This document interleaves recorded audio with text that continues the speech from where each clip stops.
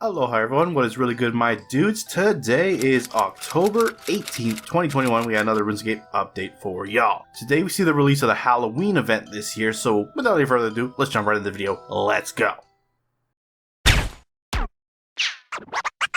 Cats is the illest. What you talking about, Willis?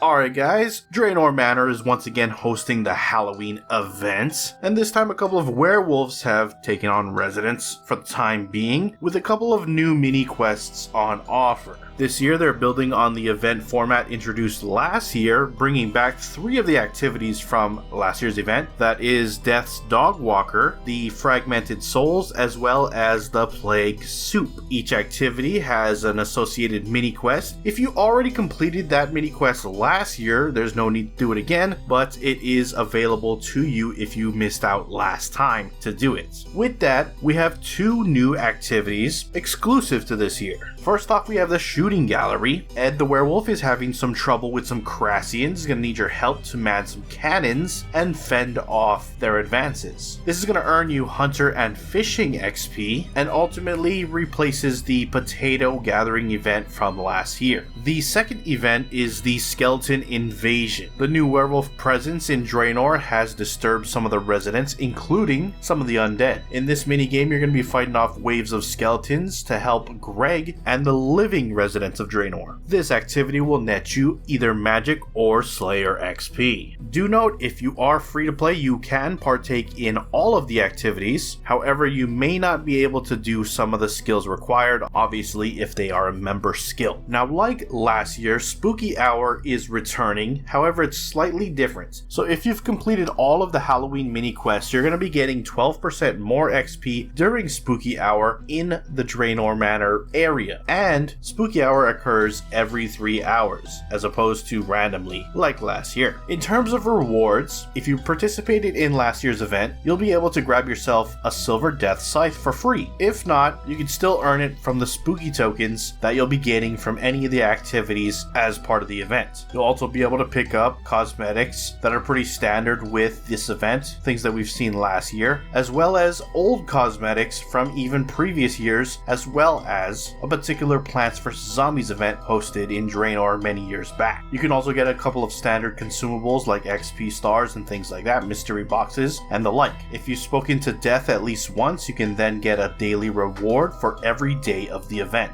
And lastly, there is a new music track to unlock simply by entering in or walking into the Draynor event area. It is important to note that Iron Man, while able to participate in the event and purchase mystery boxes, they will receive different items to regular players. Now this event ends November 1st, in just 2 weeks time, so head on over to Draynor Manor, speak to Luna the werewolf to get started on the 2 new mini quests. And that's pretty much it for your Halloween event. We're now going to have a shift on over to the patch notes and see what's been changed with today's update, so let's go ahead and check that out. Starting off with the Elder God Wars dungeon, they've adjusted the click boxes during the Arc Glacier fight. Players will no longer receive login messaging about certain events when they shouldn't. Glacier remnants will now be dropped in the correct quantities, depending on how many of the Arc Glacier mechanics are active. Carapac pet broadcasts are now more consistent about the kill count at which the pet was obtained. Loot from noted enemies will no longer drop in separate spots. Players will no longer benefit from the Furnace perk during the Crosis encounter. Sticky fungus will no longer spawn under the ground, and Corrosis will now visually open up if a statue is triggered after it closes its core. And moving on to some other fixes, the Guthix Blessing Butterfly will now consistently follow you after teleporting. They've prevented Hearts of Ice messaging popping up at the wrong time. Monkey Trinkets now require the correct amount of XP to be earned before rewarding their respective lamps. And finally, the Wellbeing Bundle has been extended until the 31st of October. If you are interested, go on over with a bond at the marketplace and purchase that bundle. And that is it for your patch notes. With that, I'm going to wrap the video there. If you enjoyed it, hit that like button. If you're not subscribed yet and you want to stay up to date on all things RuneScape related, then hit that subscribe button. Anyways, I appreciate you watching. I am out. Aloha.